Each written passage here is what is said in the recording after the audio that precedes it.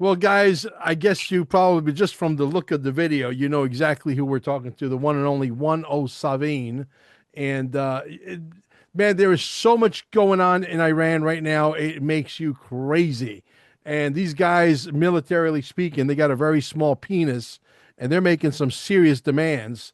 What do you think of those demands? Do you think that Donald Trump is in any position to where he's going to genuflect to these crazy demands that we need to get out of there and give them all this money and all this crazy stuff? Well, I mean, you could say it a couple of different ways. First off, um, maybe they're not serious yet.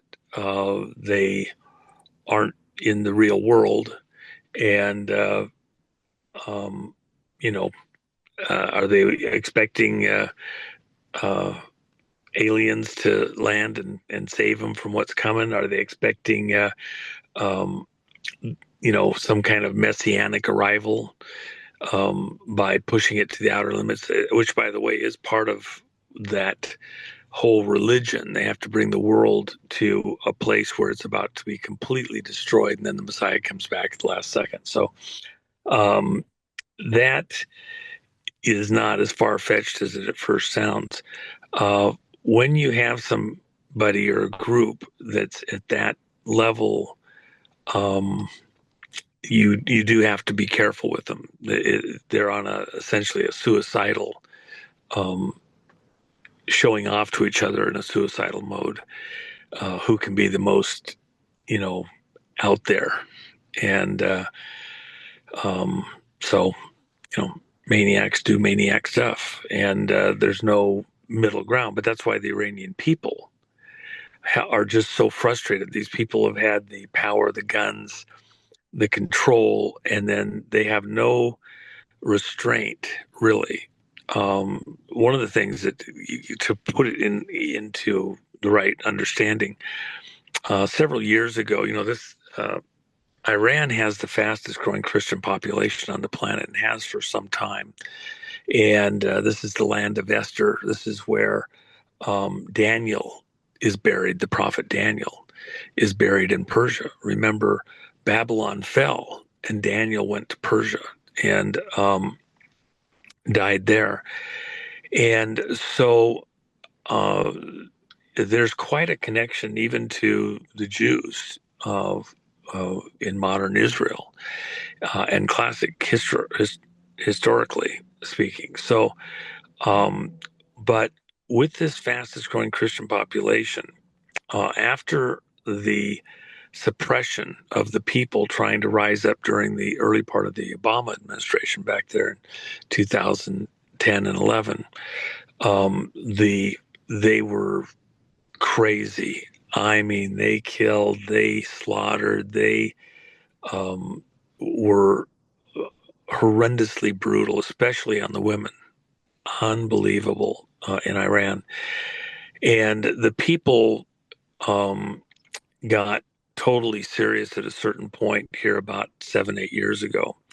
And the mullahs and their families got told in no uncertain terms, you threaten my mom, my grandma, my sister.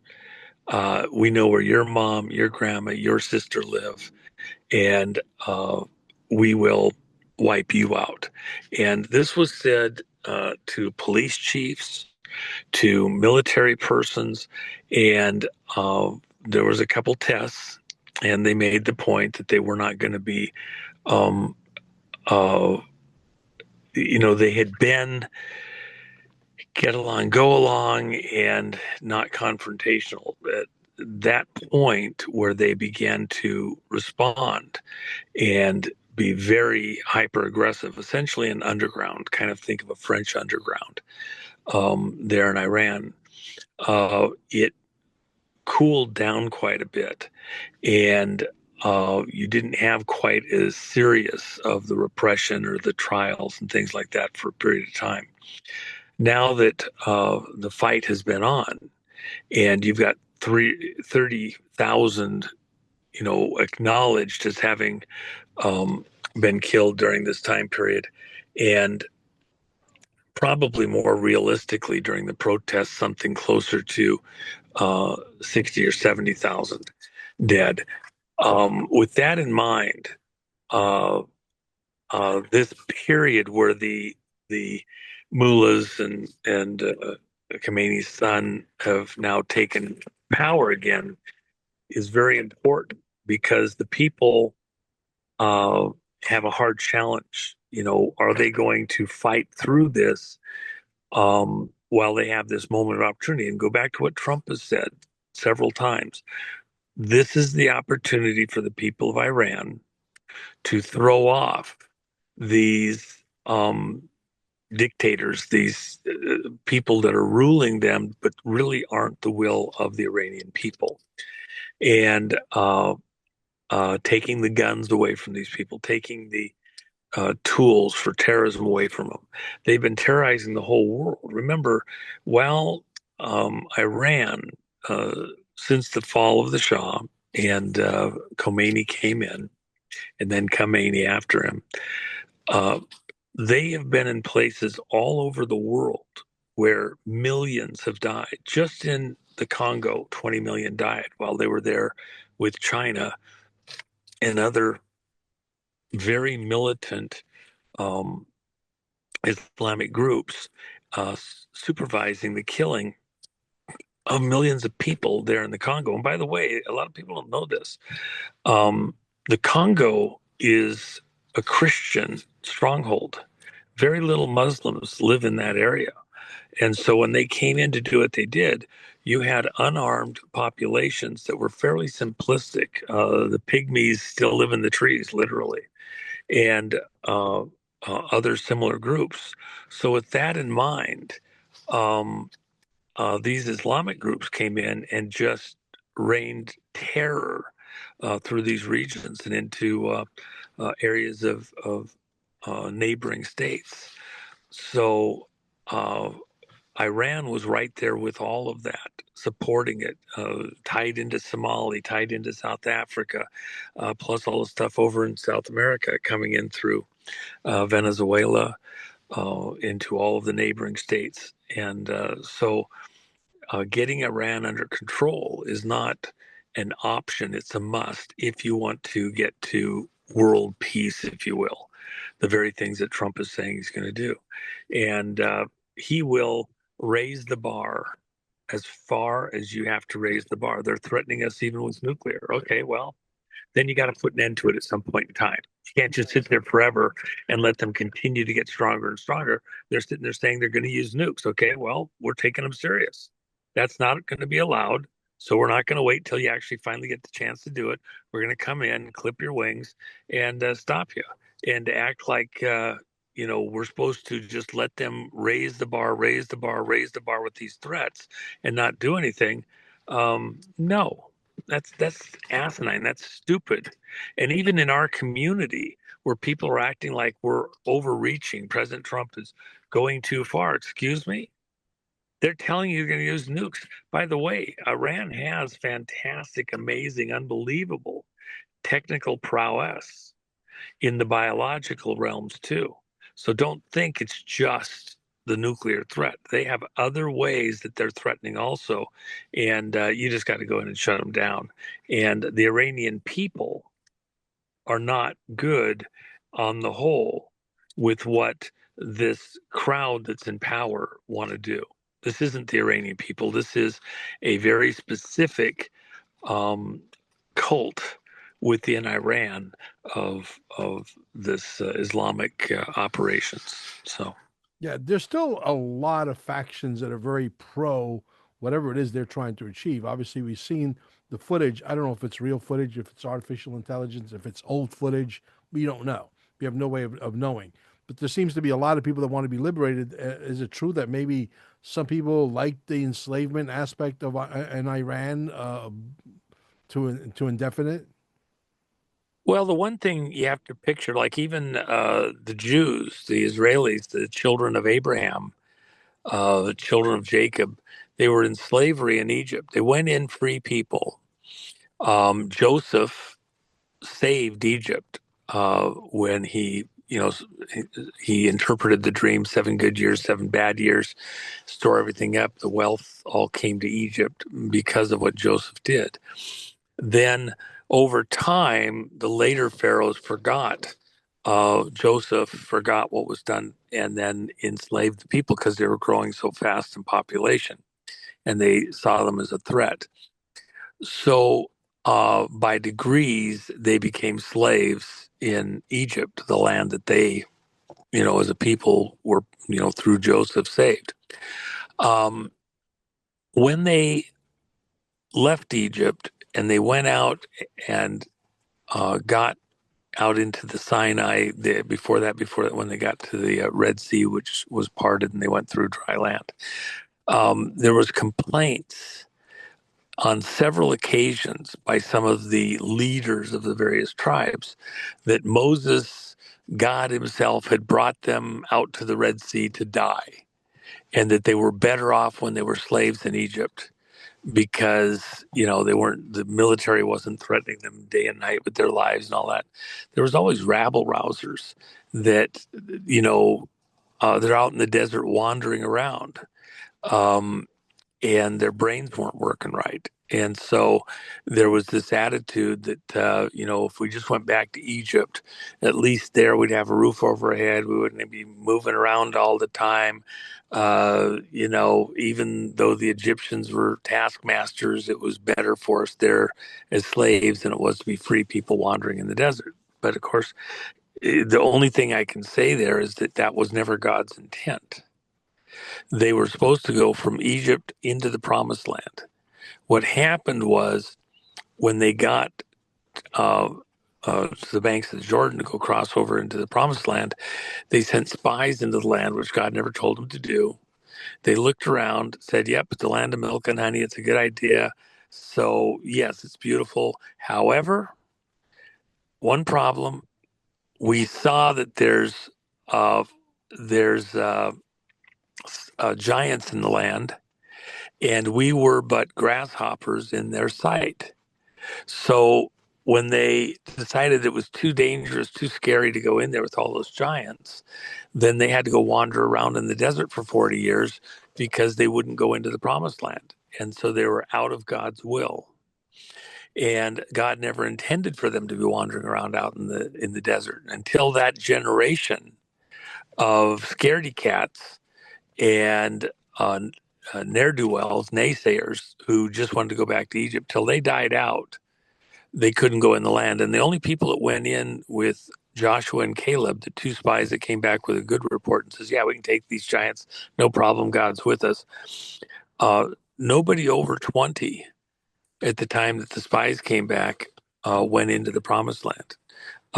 They all died out in the desert. It was only those children, um, 20 and younger, who grew up out there in the Sinai, who weren't adults in Egypt, uh, that went into the promised land. Well, they hadn't been inculcated. They hadn't become so uh, immersed, baptized in the Egyptian ways.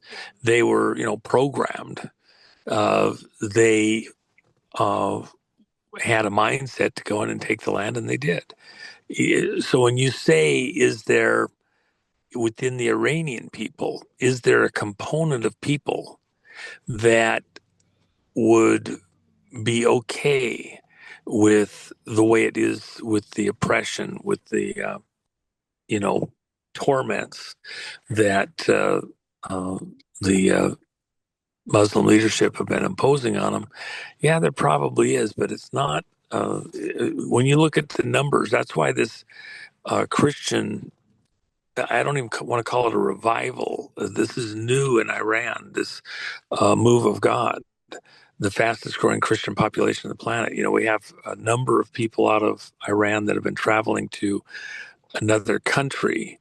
I don't know if I even want to say it, and getting all sorts of teaching and training and learning stuff, and then going back into Iran for about 15 years. And they have been taking Western ideas back in there. Iran was a very modern country in the Mideast before the Shah fell.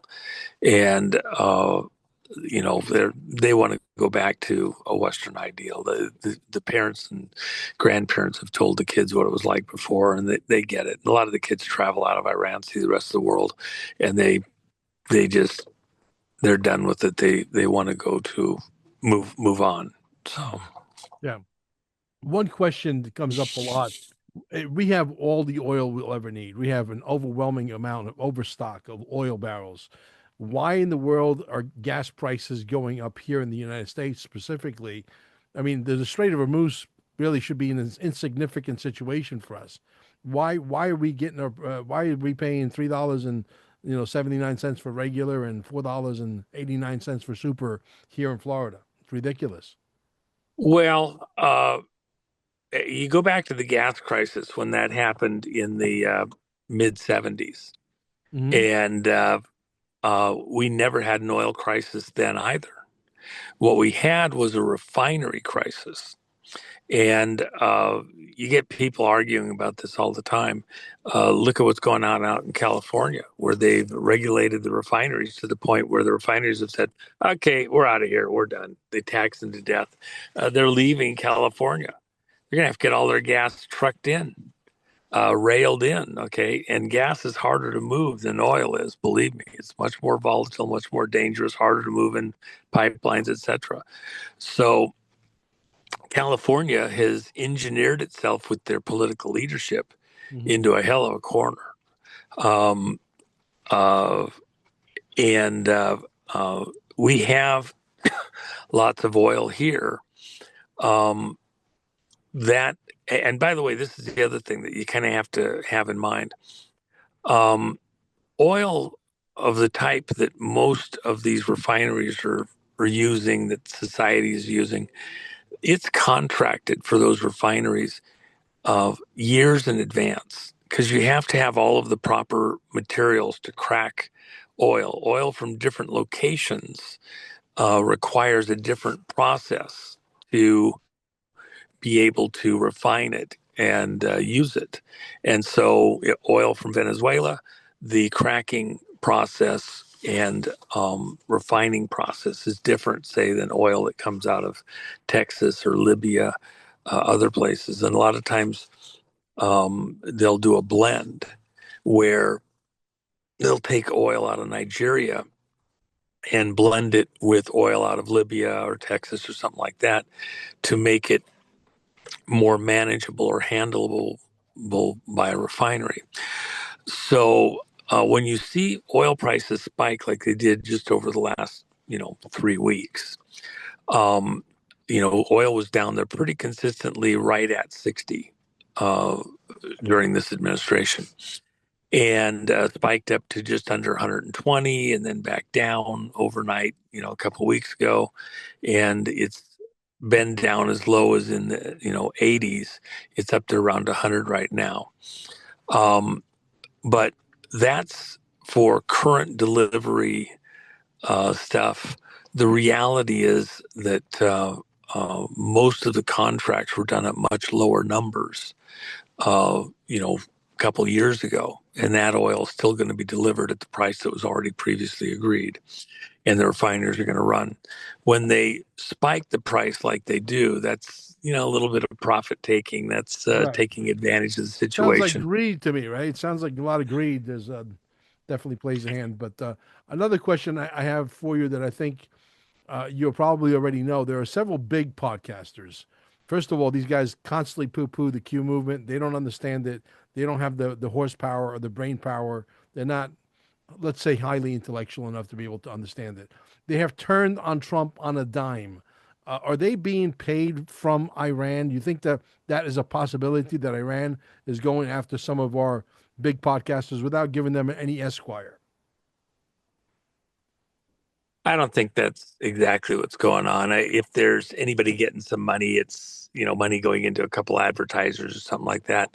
I think it's that there is money. I've warned about this over the last many months, especially the last several weeks, that there is a huge push aimed very exactingly, precisely at the patriot slash mega LGBTQ community. And the reason that they're targeting them is because they're finding some vulnerability. They're picking it by issue, and this literally is um, uh, this globalista crowd that's doing this. It's the Soros money. It's the Green Movement money run by the banks out of England. It's aimed at um, targeting anything that Trump does. You saw it start with the ICE stuff. You saw it when, for example, we arrested some of the leaders of some of the gangs. You know, Trump, within the first minutes, while he was still in the inaugural process, I've mentioned this before. I had uh, people texting me that they'd just gotten orders to report, and while Trump is still speaking, and then they reported, within the next day or two, and were deployed to back up civilian uh, state and federal authorities while they went in and arrested a number of the gang leaders like Trende Raga and some of the ones out of the Honduras and other locations who Trump had designated as terrorist organizations. Mm-hmm. And so the reason why you didn't get gangs going crazy all across the country, the way that people were saying it was going to happen on shows like Nino's and others, these Mm-hmm. experts, it didn't happen because we went in and clipped the top leadership, and then the second tier people, we went and got them also. Remember, you had the apartment complexes that have been completely taken over Correct. by Trende Raga up there in Colorado, and similar at other places. And then immediately after we picked those guys up, and those guys went to Gitmo. Okay, you could go look in the social media, and they went out of their way to post stuff where these guys are in the orange jumpsuit going right through the doors there at Gitmo, and then they were farmed back to other countries who had to take them back because they were sent here on a mission to cause chaos and disruption here in America. And with that in mind, we've been keeping these terror cells of on the run. The second tier people, they were trying to move ammunition from a number of locations back up to the Midwest. And we, miraculously, gosh, this van has got its headlights in my eyes, and it's like won't put the low beams on. We should pull it over, see what's going on. That's a great cover story. Okay, what the reality is we were following these guys when they bought gazillion dollars worth of ammunition, loaded up the vans with it. We're headed for freaking Minneapolis and Chicago and other locations. Um, and the van's so weighted down, ammunition is made of what? Lead. Yeah.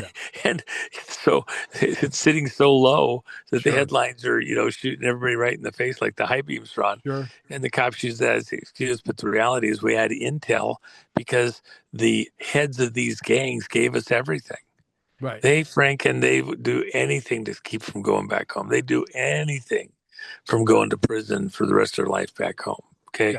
Yeah. Uh, and uh, so we've had cooperation on a lot of fronts. Yeah.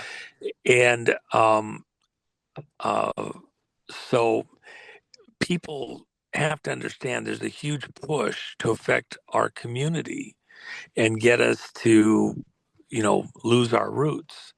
And Trump's doing a fantastic job. This is very edgy ground that we're on. And the other thing, anybody here that's wants to go, you know, kick Trump in the ass because he's doing something wrong. Remember this: um, we are threading a needle here to get everything. Stop Iran from supporting and pushing terrorist operations all over the planet that are killing huge numbers of people. By the way, over half the people that died in the Congo were under the age of 20. Right now, today, people don't even know it. You got over 2.5 million refugees in Uganda, up on the Congo border, and over half of them are under the age of 18. The UN cut off food supply support for them months and months ago. So there's been all sorts of efforts to keep them okay. But those are all kids. What are they supposed to do? Where are they going to go get a job? How are they supposed to survive? Go back in the Congo? The fight's not over there yet. We're still wrestling through all sorts of issues there, and it's a work in progress. Yeah. But also remember, beyond all these other things, we still have a threat that is not immaterial. And in fact, even the stuff coming out of Iran right now, they're intonating in their conversation that they have nuclear material, that they have material for bombs that we're not aware of. Correct. So they're still saying they got it. Yeah. Yeah. And of course, the kiss up was going on there in South Africa. By the way, when South Africa was hijacked and stolen from the South African people, same way Iran was. When that happened through election fraud, by the way, they had enough nuclear material to build 6 bombs. South Africa and Iran were doing naval maneuvers and joint training as recently as 3 months ago, still getting ready to do something. South Africa with Ramaphosa, he's the one that Trump kicked in the ass right there and pantsed right there in the Oval Office over the killing of the white farmers. Yeah. And the president was like, oh, I haven't seen this video before. I don't know what you're talking about. Really? Gosh, this is news to me. Exactly. You know. Hey guys, don't forget thejennifermac.com. Thejennifermac.com. I'm still trying to convince him that he should make his Matador jacket into leather, and I'll be willing to pay whatever he charges for it. I don't care. I want one in leather at some point. I will be able to convince him. I'm sure. But let's talk about a little bit about, you know, the resources of China and Russia are weathered very, very thin. For them to be able to pull a successful blockade, Russia would have to be militarily not, bogged down in another country like Ukraine, and China would have to be, obviously have a surplus of tremendous amount of cash, and that's not true as well. So, if there was able to be a blockade in the Straits of Hormuz, do you think that this would cause a worldwide crisis to the point of a nuclear war for real, or maybe not really? Well, I don't know. Maybe what we ought to do is get the French to come help us and change the name to the Strait of Hormuz, Vermouth. There you go. Yeah. That'll probably be Uh, that'll probably be yeah. a big seller. Well, of course, Trump wants to change it to the Strait of America too. So Um, and by the way, the Ayatollah Khomeini, he was in exile in France up until he got to come over and when they kicked the Shah out, and there was the intelligence agencies and the families, these globalista crowds, were Mhm. behind putting in Khomeini there in Iran. So this didn't just happen organically with the Iranian people. This was engineered um, as part of a much bigger plan to create the chaos that we've had over the last 5 decades as a result of it. So it didn't just happen. The Iranian people have been victims in this, believe me. Right. So with that in mind, everybody take a deep breath. Uh, what is the purpose behind continuing the bombing right now? First of all, the leadership in Iran, they've dug in deeper. They've gone more radical. All of the head and shoulders shot. We took out Khomeini. We took out when they came together at Qom to vote for their next leader. We took that group out. So now they're down to the third, fourth tier of people to be able to run things. That group, they're all beating their chest. They're all, fluffing their feathers to show that they're the tougher than the guys before them that are now gone. If we'd been in charge, it would never have happened because we'd have been even more hard nosed than they were. And this is all happened because we weren't mean enough. Okay. Yeah. Yeah. All right. So what's now in play is they're trying to up things and they're making these huge threats. First of all, that Trump has to remove American troops from the entire Mideast, uh, and or they're going to destroy us all. Well, if they could have destroyed us all, they'd have done it already. Um, uh, for example, they had 300,000 missiles in Lebanon uh, aimed at Israel. They had 100,000 hidden in Gaza aimed at Israel. 400,000 missiles total. They had some up there in the Sinai, or in Syria, but we got those quite some time ago. Here's the problem: they don't ship the missiles from Iran into that area around Israel with fuel in them. So, because it's hard to transport, very dangerous. And they'd ship them in pieces and assemble them on the site. They didn't ship it as one big long missile body. They'd ship a bunch of the motor systems. They'd ship various components, guidance systems, and then they were assembled on the site. So they get all these in there, and then they got to get fuel in them.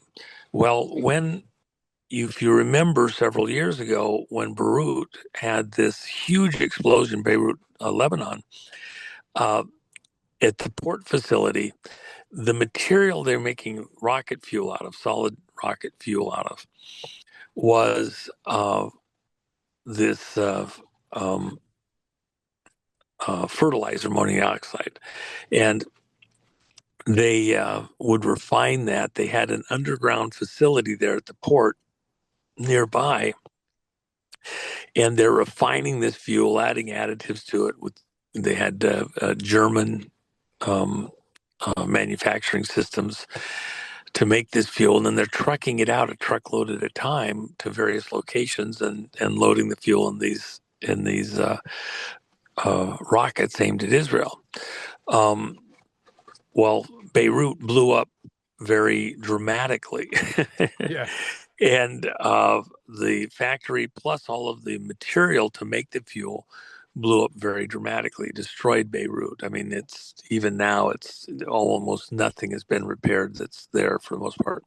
Yeah. And so uh, they're beating their chest, but there's not much in there.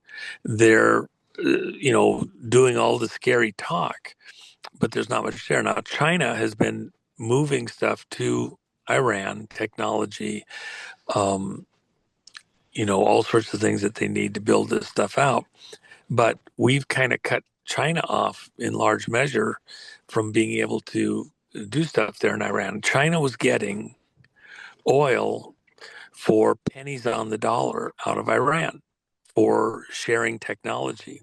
And because Iran's in all these sanctions, they couldn't sell their oil without issues. Same thing with Russia. Both of them were getting stuff. China was buying oil, and then Iran was using some of that to pay Russia for technology and get it out on the open market. Now, the person or the group that's the most injured on the oil side is China. Plus, what China was doing was they were building out the port facilities where they were making the port facilities uh, able to handle Chinese tankers, technology, personnel, the whole schmear. What is America actually bombing? See, for the Iranian people, if we destroy Iran too much, what are they going to have to work with to put it back together? So we're surgically dismantling locations tied to China. The Yeah. places that China's been building up, building Agreed. out, that they can then manage Iran from are all going away. And we have zero interest in letting any of that stay there. Part of the deal is this, see, because of international trade agreements and commerce and everything else, if China has a building, a facility that they paid for, that's there, um, they would have a claim to come back in and redeem some of their property or still do follow through in the trade agreement like that. Exactly. In a act of war, a time of war, if those facilities and locations end up being, victims in the ongoing war, then China loses its toehold, its grip into Iran.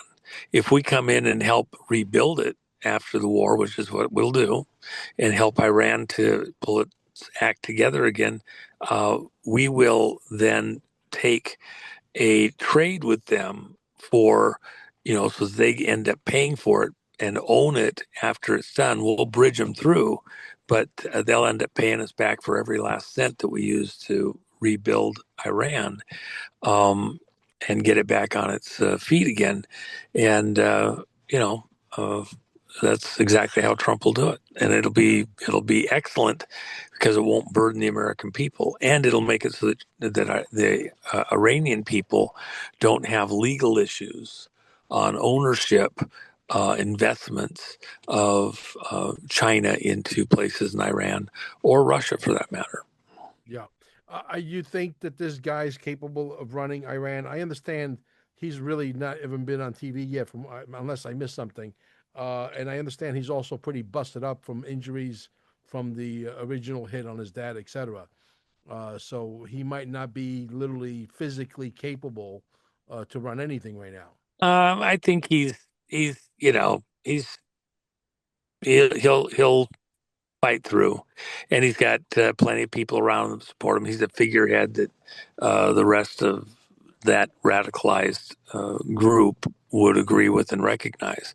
And at a certain level, um, now that we're at the third tier, we don't have to really take that one out. And by the way, it's not the U.S. that's attacked the leadership in Iran.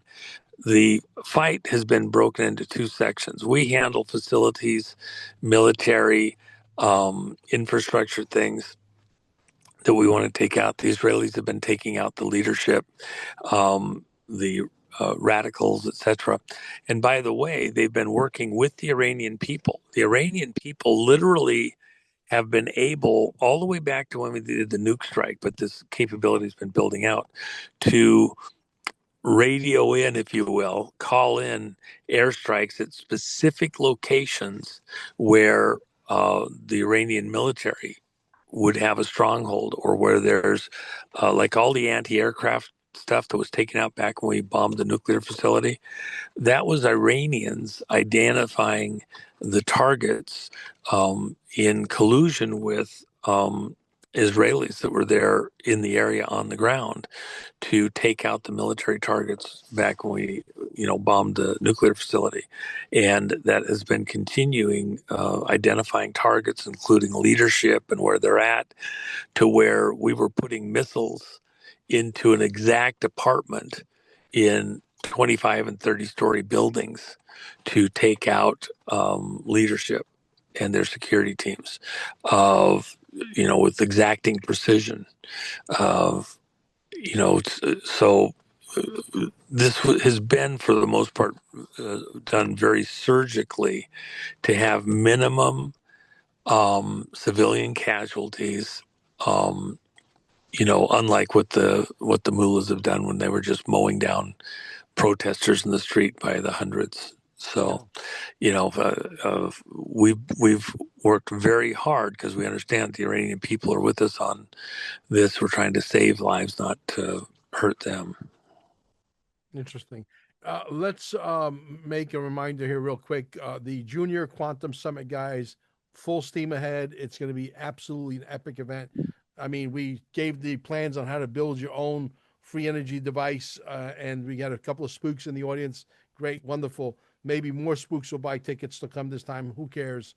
we're not afraid of them, and we're going to have a free energy device on stage demonstrated the very first Well, day. just so people know, Yeah, Stan Deo did some fantastic work, and it's um, the technology is there for accessing um, uh, energy that's flowing across the surface of the earth. So it's not, this isn't woo woo. There is it's not. some very interesting things there.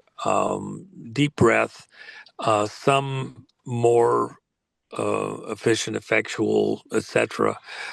There is a investment. You could say at a technical level, um, we all survive every day on free energy. You get sunlight. The world Absolutely. runs on sunlight. Okay, 100%. uh, yeah.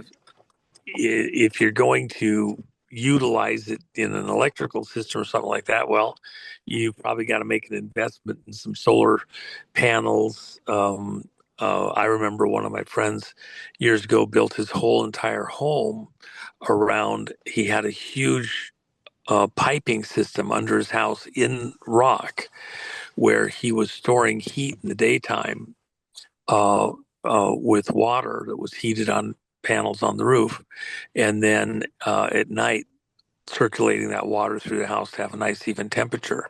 And he did have to, you know, run electric pumps to circulate that water, but even the pumps he had on a battery bank so that he could function. He lived in a area that was very cold. He did use heat.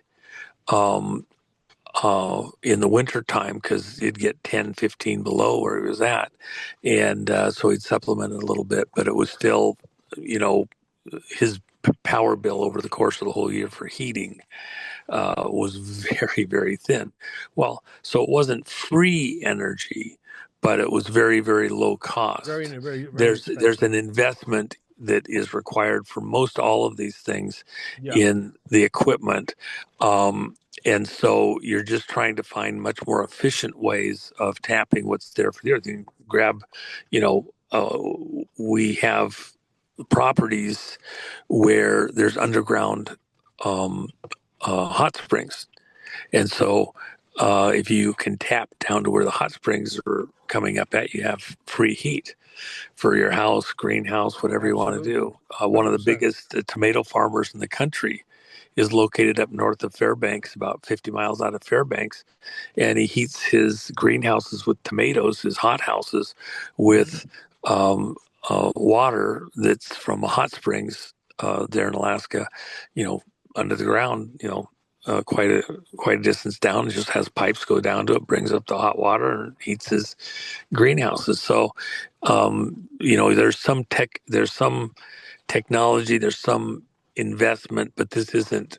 There's different levels of tapping some of the energy supply. And of course, what Tesla was doing was just adding a pulse Yeah, yeah. to uh, the flow of energy across the crust of the Earth from south to north, and um, allowing that we could do things to charge the ground and tap that energy using the crust of the Earth like a big battery storage device. So there's lots of stuff here that There is. is it's worth a Yeah. conversation. And if you've got something new technology wise that is making sense, then I think that's fun and worthwhile. And by the way, we're in the Trump administration.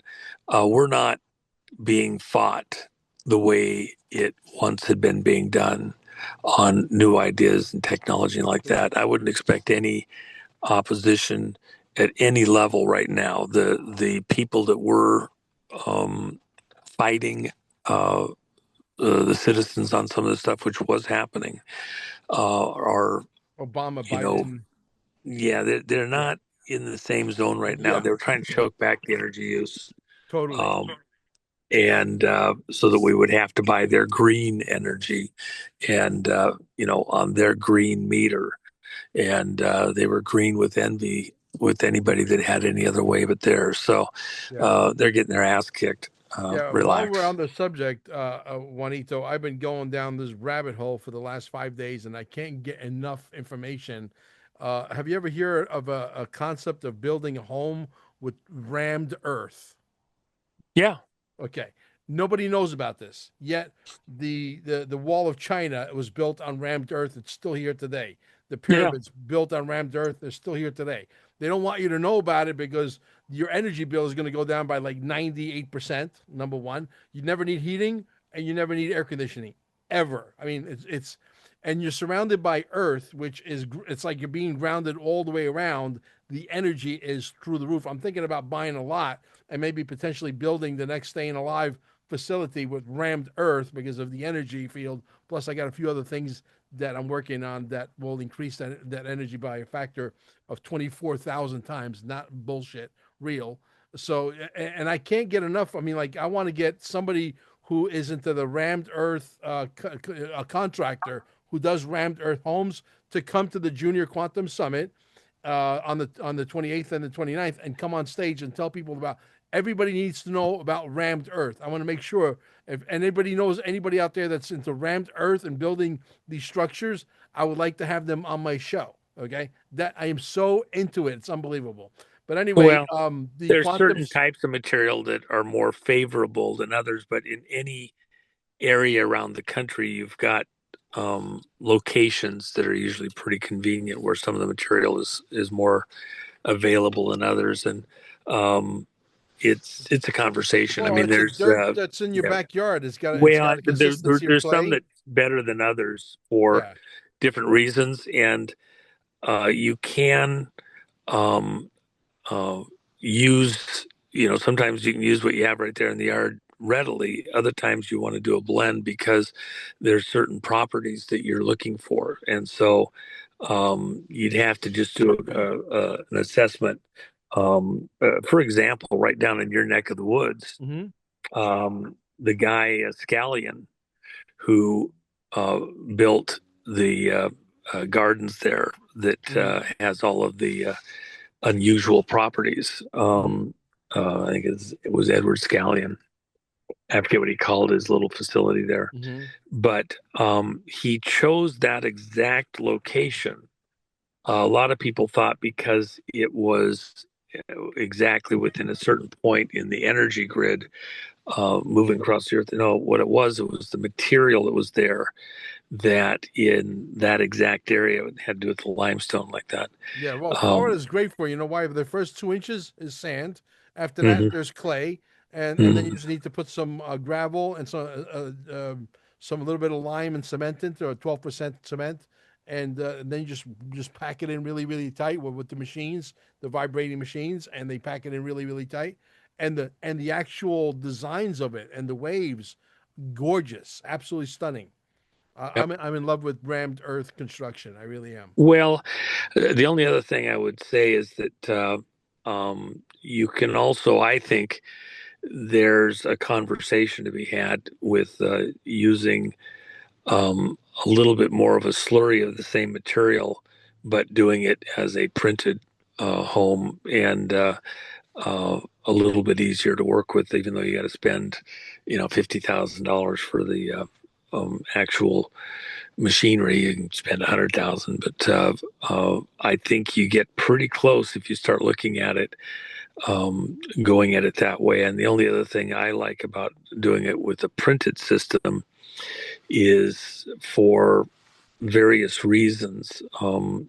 Uh, if you're going from the energy side, just like you have a sheath around the wire on uh, stuff where you're running circuits like that, um, you can run a intermediate material to do a layered effect, one or two layers of foam in there or other similar materials between the printed areas, and you're literally just running extrusion Yeah. uh, for the whole thing. It's pretty amazing, I'm actually and the stuff surprised that you they know come up about it. with Is is there something? unbelievable.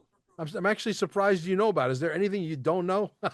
Uh, there's reasons why this, I'm very familiar with this, and it works in so many areas of the world. The whole idea is the transportation cost after manufacturing for a lot of the Mhm. materials is just outrageous. So Yeah. if you're in the right areas, say for a number of the islands or in Africa and other places, having um, the ability to use the local materials with just a little bit of brought in to help it Hmm. is, fantastic. Yeah. Uh, and, keep the costs down uh, we people need homes. Yeah. So yeah, and Absolutely. and sturdy. I mean, these things aren't, yeah, as you're describing.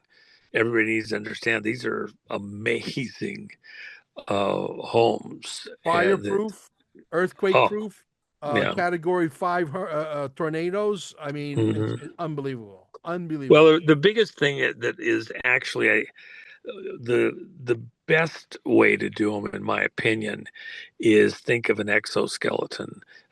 You have some of the materials that are there from an insulation standpoint uh, that you add in, and then you have the strength like a crab with an exoskeleton around the soft tissue Yeah. innards. And if you have two of them, it's just like an I-beam what makes an I-beam light and strong is that you have a um, vertical rail. The taller the I-beam is, the more rigidity it has and weight bearing capacity it has. So it's a structure we use like an aircraft or Correct. the space station and things like that. If you kind of think about those things, what we're trying to do is build a structure that um, is um, relatively light for a bunch of reasons, and yet has great strength to withstand even a Category 6 or the vibration of a large earthquake. And so Exactly. you have to be able to do things to let that energy dissipate in certain ways. And so even where you have a Great Wall of China, if you look, it has expansion joints in it. It has features that allow it to sway and not come unraveled and to send Yeah. energy further away back up the line. Yeah. And so, anytime you're doing something like this, you need to have the ability to get the energy out of the building if you've got a large quake and room to move internally. So there's amazing stuff that these guys have come up with in the designs that make them Truly. survive Yeah. unbelievable stuff. Yeah, So truly. And there's also now they're moving towards these big machines that actually will print a block or a cinder block like solid that have like Lego type components underneath where they just stack on top of each other, and yeah, yeah, you have a hole where you can put rebar in it. I mean, all kinds of crazy stuff, right? yep. Just amazing stuff. I mean, the machinery. There's a machine that I was looking at. We could build. You could build one of these homes like in days because you're actually building the blocks that dry out. Once they're dried, they're as hard as anything. You can't even if you shoot it with a 50 caliber, your 50 caliber projectile will not go through it.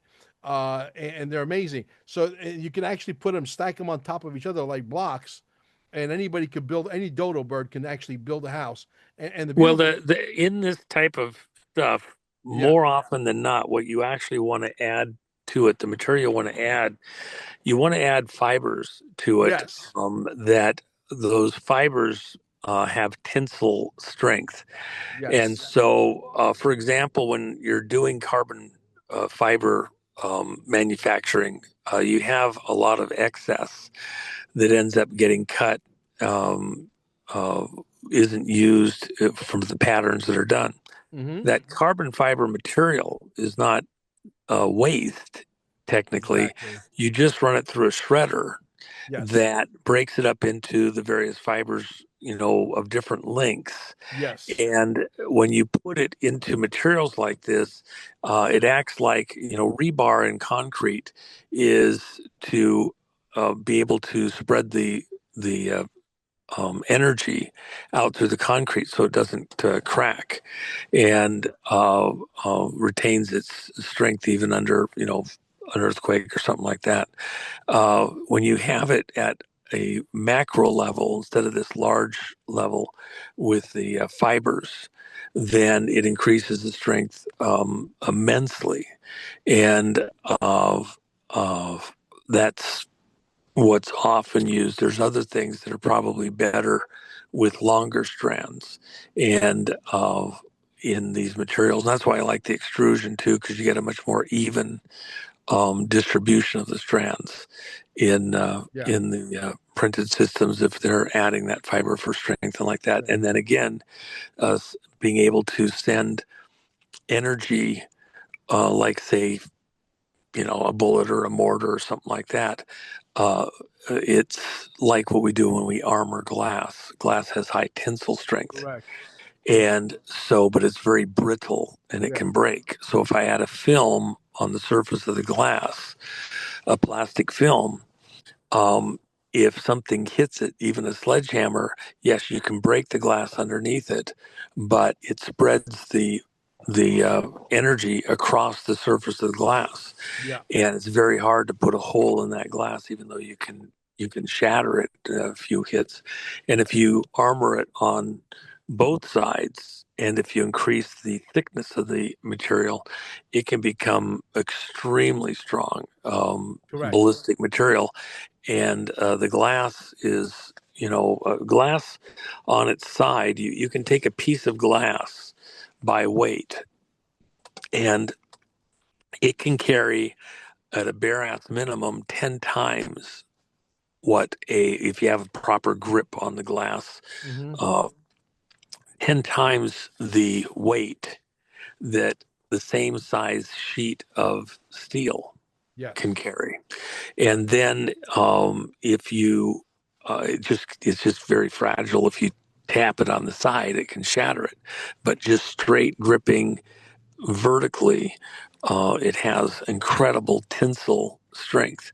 If you add the plastic to it, you transfer that tensile strength into um, of strength across the whole surface that can absorb energy and not break as easily, Correct. and still have that tremendous holding capacity. Yeah. So if you get right down to it, and this is why I'm saying this, Hmm. while you can do it with the ground itself, adding an exoskeleton of a glassified material, uh, uh, a ceramic, if you will, the amount of material you need to have the same effect goes down radically. If you needed a concrete block or an earthen block that's a foot deep, you can cut that down to maybe only needing 4 or 5 inches Correct. with a simple coating of little chicken mesh wire or something like that, and it'll have the same strength Yeah. and be much lighter on the ground for not sinking into the ground or shifting and things like Yeah. that. So anyway, Yeah. that lot of The lot of stuff beautiful in there. thing about this concept is that if your backyard dirt qualifies to build you a home and you take a workshop and you're pretty handy, you take a couple of workshops, you could build it yourself. But here's the beautiful thing. Not only is it energy efficient beyond belief, but it will cost you 60 to 70% less than the building a traditional home. But the people who are in the cement business and the sheetrock business and all these boxes that we live in that are toxic, and they have all kinds of chemicals and things you're not supposed. That's why we don't live. Not only the clothes, but we just found out that even the homes you guys live in are not healthy, and they don't want this to get out. Okay, they don't want this information to get out, but I'm going to get it out there because you know why? Well, it's One, again, here's the place where you run into the biggest problems to building inspectors a lot of times, and the reason is because they're not trained to do that. And then the other thing is the banks have certain, things that they'll agree to with the appraisers like that, and exactly. they're not It's another able scam. to.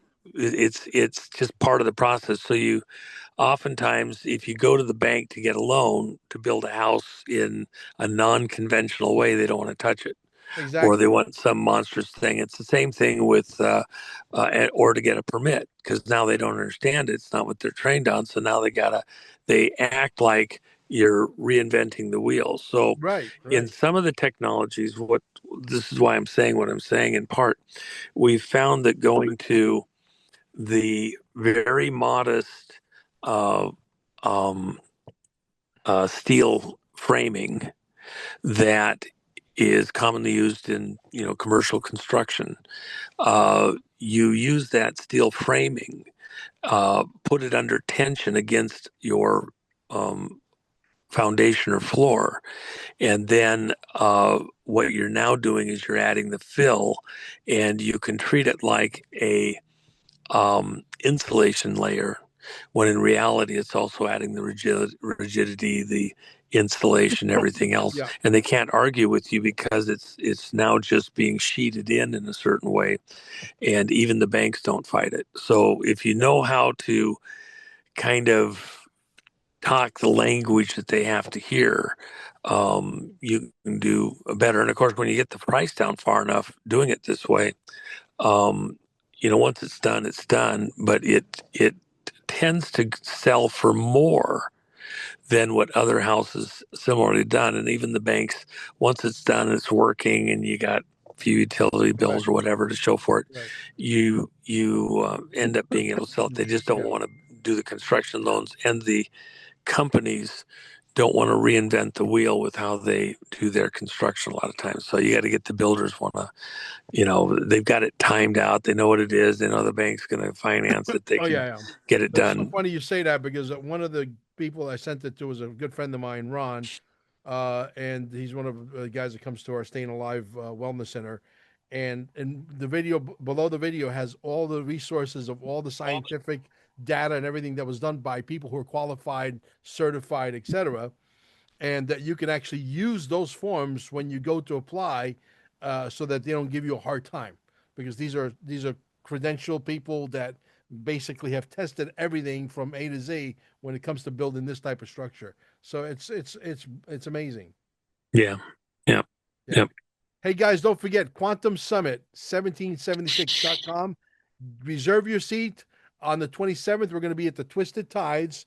You're going to see Mel Carmine on stage doing some serious karaoke, martinis, and cheese sticks and chicken wings, whatever. It's going to be a fun event between 6 and 11.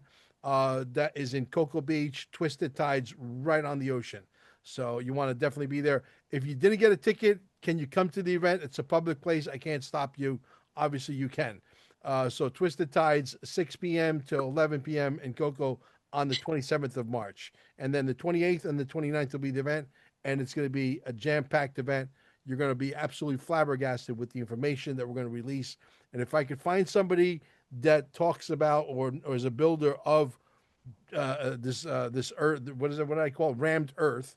Okay, I would love to have somebody on stage, or if somebody knows somebody out there that builds rammed earth homes, please have them contact me at 786-704-8817.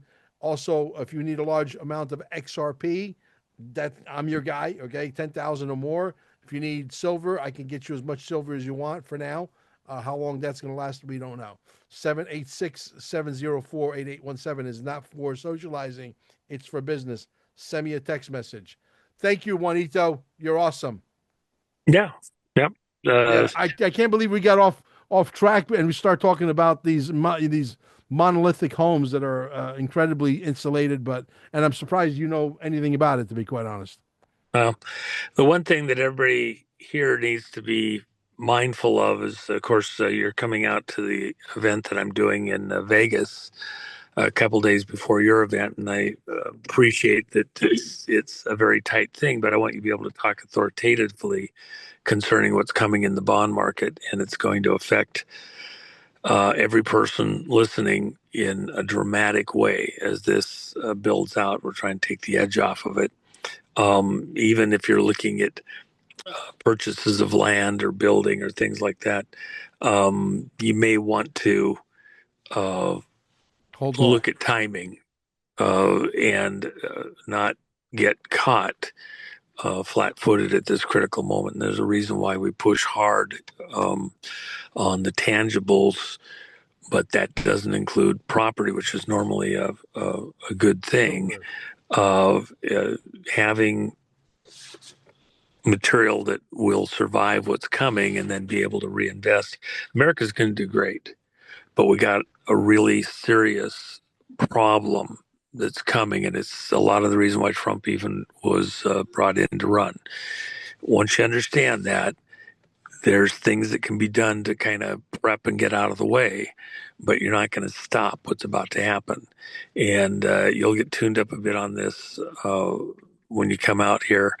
And as I've said, and I'll just say it for listeners, I'll try to make it out to Florida uh, somewhere in your event if I can. And it'll be a bit tight because I've got quite a few people coming in, and I'm staying there in Vegas to meet privately with other folks. And by the way, um, uh, we have one thing that's breaking right now. O'Keefe, if you go over to his site, he's breaking something happening within the Indian tribes and like that. Um, and we I love have, O'Keefe. I love yeah, him. there's an aspect to that that will be breaking during our meeting Yeah. too. So, Yeah. One last thing, Juanito. Do you think this war is going to last another month? well, the war at some level is not going to be over for the next decade, and the reason is because the main fighting will come to an end. These guys want to lay down their weapons and you know uh, decide that they're not going to fight to see all of everybody die. Great, but if they're not going to do that, then um, you know they'll die, and they want to fight to the death. Okay, well, we're here to assist you. Your wish is And my command. I mean, look at how they keep telling the world how effective they've been against America. Do you realize how many of the American missiles have been completely destroyed over and over and over and over? And Iran hasn't, the mullahs, this crowd hasn't had to lift a finger. All they have to do is stick their chest out and, blab away and America's missiles, every time they hit one of these buildings in Iran, destroys our missile again. Darn it. Their buildings are destroying our missiles every day. And we can't, what are we supposed to do? Totally correct. But I think we have technology that is even more advanced than those 50,000, Ah, twenty you thousand missed the dollar joke. You drones. missed the joke. Yeah, I guess I did. Maybe you'll Yeah, explain their it to me. buildings are destroying our missiles. Oh, their buildings are destroying our missiles. I got it. You just went over my head. I They got so don't many even have to. things. They don't have to fire the buildings. The buildings don't have to lift off or anything.